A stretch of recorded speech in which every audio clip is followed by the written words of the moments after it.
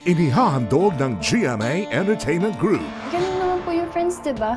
Give and take. Gina, puro siya take. May limitasyon, Gina. Baka balang araw, gumising ka, ikaw na ang wala. You know what? This year, matutupad na ang pangarap mo makasama kami sa Amerika! Kapag-usap na yun ni Gina, pagkatapos sa hospital, gusto ko lang sanang tanongin siya kung saan hospital tayo pwede magtrabaho sa USA. Yung pamangkin ko, nakapunta agad ng US kasi pinakasalan niya yung kaibigan niyang US citizen. Gusto mo talaga pakasalan ko si Gerald para sa'yo? Kung kaibigan kita, di sana naiintindihan mo kung bakit ginagawa ko to. Ano kay Betsy? Pakasalan mo ako.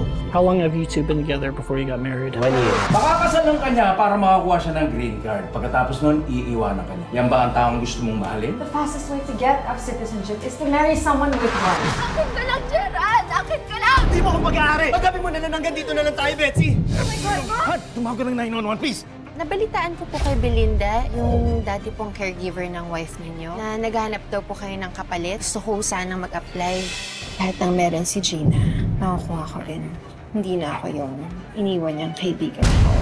Alam naman nating dalawa na ginawa mo lang to para makaganti sa akin. Manggagamit ka! Eh, ikaw, magnanakaw!